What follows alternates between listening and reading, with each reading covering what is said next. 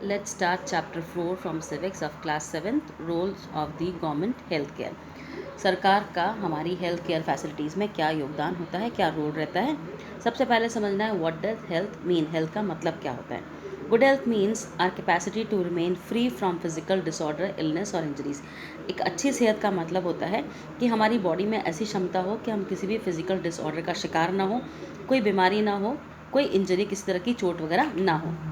अब broader sense में अगर आप हेल्थ को देखेंगे तो it means much more than only absence of disease, कि सिर्फ बीमार होना, बीमार नहीं होना यही हेल्थ नहीं कहलाती। इसके अलावा बहुत सारी फैक्टर्स हैं जो गुड हेल्थ को कंट्रीब्यूट करते हैं, जैसे क्लीन ड्रिंकिंग वाटर, साफ़ सुथरा पानी, पोल्यूशन फ्री एनवायरनमेंट रहने के लिए, नरिशिंग फूड यानी एक प्रॉपर बैलेंस न्यूट्रिशियस डाइट आपको मिले, हाइजीनिक कंडीशंस यानी आसपास की जो आपका लिविंग एनवायरनमेंट है वो बिल्कुल साफ़ सुथरा रहे, किसी तरह की कोई गंदगी इसमें ना हो, नालियाँ वगैरह हर चीज़ साफ़ रहे, and a sound state of mind, और आपका माइंड जो है आप मेंटली हर चीज़ से फ्री हो, कोई टेंशन, किसी तरह की कोई चिंता आपको ना हो। Sound health also implies the ability to lead a socially and economically productive life free from anxiety and fear. एक साउंड हेल्थ वही होती है जब आप किसी भी चिंता से, किसी भी डर से ग्रसित ना हो, सोशली इकोनॉमिकली आप हर तरह से फ्री हों। गुड टू नो देखते हैं। Medication combined with tourism is called medical tourism. जब आप मेडिकल फैसिलिटीज़ को टूरिज्म के साथ कंबाइन कर देते हो तो वो कहलाता है मेडिकल टूरिज्म। आजकल ये चीज़ काफ़ी चलन में है। कई बार आप लोगों ने सुना होगा डॉक्टर्स कहते हैं कि आपको अपना आसपास का वातावरण बदलने की ज़रूरत है, किसी ठंडे इलाके में चले जाइए, आसपास की आबोहवा चेंज कीजिए, इससे आपकी तबीयत पे फ़र्क पड़ेगा।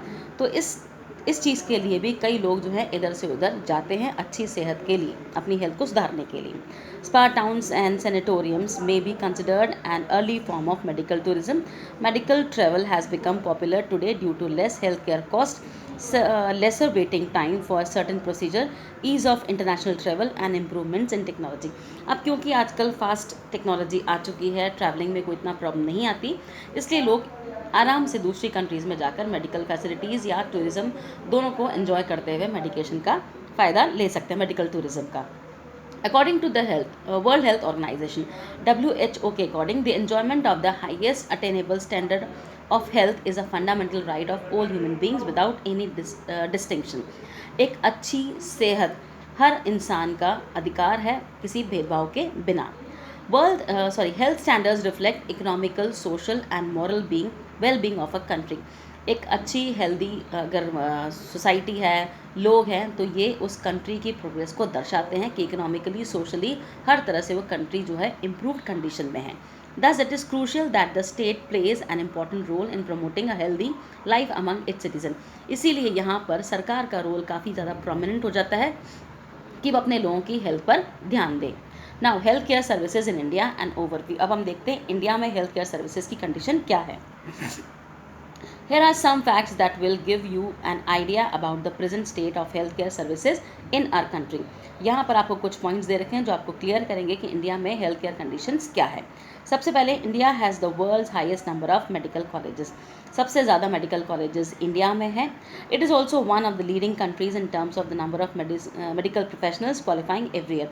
और सबसे ज़्यादा मेडिकल क्वालिफायर्स यानी जो डॉक्टर्स वगैरह हैं वो भी सबसे ज़्यादा इंडिया से ही निकलते हैं। India is also one of the world's largest producer and biggest exporter of medicine. इसके अलावा सबसे ज़्यादा मेडिसिन बनती भी इंडिया में और एक्सपोर्ट भी इंडिया से ही होती है। Then healthcare facilities in the country has recorded a considerable increase over the past decade। अब पिछले 10-20 साल में हम देखेंगे तो हेल्थ केयर फैसिलिटीज़ भी हमारी काफ़ी इम्प्रूव हुई है। At present the number of hospitals in the country has cross the 18,000 mark. अभी अच्छे खासे हॉस्पिटल्स जो हैं वो 18,000 से ऊपर निकल चुके हैं इंडिया में। अ large number of medical tourist visit India every year for treatment. फिर जो मैंने आपको बताया था मेडिकल टूरिज़्म, उसके लिए भी इंडिया में हज़ारों लाखों की तादाद में हर साल बाहर से लोग जो हैं इंडिया में आते हैं अपने मेडिकल टूरिज़्म के लिए, मेडिकल ट्रीटमेंट के लिए। They get treatment in hospitals that are rated at some of the best in the world. और ये उन हॉस्पिटल्स में ट्रीटमेंट लेते हैं जो कि दुनिया के बेस्ट हॉस्पिटल्स में से काउंट होते हैं। Now take a look at these facts regarding the state of health care in our country. अब हमारी कंट्री में हेल्थ केयर हम देखते हैं, which will give you a completely different picture. अभी हमने ये देखा क्या क्या चीज़ें इंडिया में है कितना हमारा अचीवमेंट है, लेकिन एक्चुअली इंडिया में हमारी हेल्थ केयर के ऊपर कितना ध्यान दिया गया है, क्या कंडीशन हमारे साथ में, वो देखते हैं, जो कि बिल्कुल एक कंट्रास्टिंग पिक्चर है। Almost half of the children in a country are undernourished. आधी से ज़्यादा आबादी बच्चों की हमारी अंडर नरिश्ड है, यानी उन्हें प्रॉपर एडिक्वेट फूड भी खाने के लिए नहीं मिलता। A vast chunk of our country's population is unable to get clean drinking water. बहुत सारी आबादी ऐसी है जिनको साफ़ सुथरा स्वच्छ पानी पीने के लिए नहीं मिलता। इसकी वजह से बहुत सारी वाटर से होने वाली बीमारियां उनको हो जाती है। These include hepatitis, diarrhoea and cholera. Approximately 500,000 people die from tuberculosis every year. फिर टीबी की बीमारी से भी आधे मिलियन से ज़्यादा लोग जो है हर साल मारे जाते हैं। मलेरिया भी एक ऐसी ही बढ़ती बीमारी है जो कि गंदे वातावरण की वजह से होती है। Every year as many as 2 million cases of malaria are reported. तकरीबन 2 मिलियन से भी ज़्यादा केसेस, लगभग इतने केसेस हर साल इंडिया में आते हैं। कंपेयर टू अर्बन एरियाज़, अब शहरों के वनस्पत गांव में हम देखेंगे suffer from glaring lack of sound health care facilities. शहरों में तो फिर भी सुविधा मिल जाती है, गांव की कंडीशन बहुत ज़्यादा बुरी है। In these areas the ratio of qualified medical practitioners and population is abysmally low. अगर हम यहाँ पे देखेंगे मेडिकल प्रैक्टिशनर्स और पॉपुलेशन हम कंपेयर करेंगे तो उसके मुकाबले मेडिकल प्रैक्टिशनर्स गांव में आपको काफ़ी कम मिलेंगे। जबकि एक्चुअली अगर आपको पता हो तो इंडिया में गवर्नमेंट जॉब वगैरह के लिए जो गवर्नमेंट डॉक्टर्स क्वालिफाई होते हैं उनको कुछ कंडीशन रखी जाती है, उनको पहले कुछ सर्विसेज गांव में देनी होती है, लेकिन इंडिया में बहुत कम हैं जो उसको फॉलो करते हैं। In many cases people at several places have to travel long distance to reach a physician or healthcare specialist। उसके अलावा कई बार लोगों को गाँव से काफ़ी लंबा ट्रैवल करना पड़ता है एक प्रॉपर ट्रीटमेंट के लिए, और इसीलिए बीच में पुअर ट्रांसपोर्टेशन की वजह से या कम्युनिकेशन की प्रॉब्लम की वजह से पेशेंट्स या तो मर जाते हैं या उनको ट्रीटमेंट में काफ़ी टाइम लग जाता है। There is no doubt that we have a large number of doctors.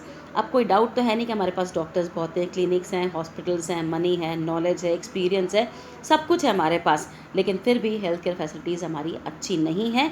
But spite of all these we are unable to provide health care necessary health care facilities to all people. इसके बावजूद हम health care facilities जो required है वो हम लोगों को provide नहीं कर पा रहे हैं, तो ये हमारे लिए बहुत बड़ा ड्रॉबैक है। अब हेल्थ केयर सर्विसेज देखते हैं। ये दो तरीके से प्रोवाइड की जाती है, पब्लिक हेल्थ केयर और प्राइवेट। पब्लिक वाली जो सरकारी होती है और प्राइवेट जो कि प्राइवेट इंडिविजुअल्स के द्वारा खोली जाती है, चलाई जाती है। हर स्टेट गवर्नमेंट की रिस्पॉन्सिबिलिटी है पब्लिक हेल्थ केयर अपने लोगों को प्रोवाइड करना। Every state has health care centres, इसीलिए हर राज्य में ये इस तरह के हॉस्पिटल्स वगैरह होते हैं। गांव हो चाहे multi speciality hospitals and large metros, ये सब जगह आपको मिलेंगे। These hospitals provide either free और low cost health care facilities. यहाँ या तो फ्री में इलाज होता है या बहुत कम पैसों में इलाज किया जाता है। डायग्नोसिस होती है, ट्रीटमेंट दिया जाता है डिजीज़ के लिए, एसेंशियल जो टेस्ट होते हैं वो सब दिए जाते हैं, और आजकल तो मेडिसिन वगैरह भी प्रोवाइड की जाती हैं। These hospitals and medical centres receive grants from the government which in turn comes from the taxes paid by the people. अब इनके लिए जो खर्चा होता है वो हमारे टैक्स से निकाला जाता है। गुड टू नो देखते हैं। पल्स पोलियो एक इम्यूनाइजेशन कैंपेन इंडिया में चलाया गया था 1994 में पोलियो को हटाने के लिए, क्योंकि पोलियो एक बहुत बड़ी बीमारी थी जिसकी वजह से काफ़ी बच्चे सफ़र कर रहे थे। उसके बाद इस प्रोग्राम को इस तरह से चलाया गया कि इंडिया आज ऑलमोस्ट जो है तकरीबन पोलियो से फ्री है। An essential and important function of public health care, ये सरकार की तरफ से चलाया गया था ताकि इस चीज़ को रोका जा सके। उसके अलावा ट्यूबरकुलोसिस है, पोलियो, मलेरिया, जॉन्डिस, डेंगू, इन सबको, चिकनगुनिया, इनको रोकने के लिए भी सरकारी प्रावधान लिए जाते हैं। पल्स पोलियो कैंपेन जो थी वो सरकार ने चलाई थी और इसमें कुछ संडे मार्क किए थे ताकि फ्री में बच्चों को दवाई दी जा सके। संडे को लोग फ्री होते हैं तो आराम से जो 5 साल से कम के बच्चे होते हैं उनको ये फ्री दवाई दी जाती थी ताकि इस तरह की बीमारी से वो ग्रसित ना हो, और अगर मेडिकल फैसिलिटीज़ उन तक अवेलेबल नहीं है, उनके पास पैसे नहीं है, तो वो इस चीज़ से वंचित ना रह जाएं।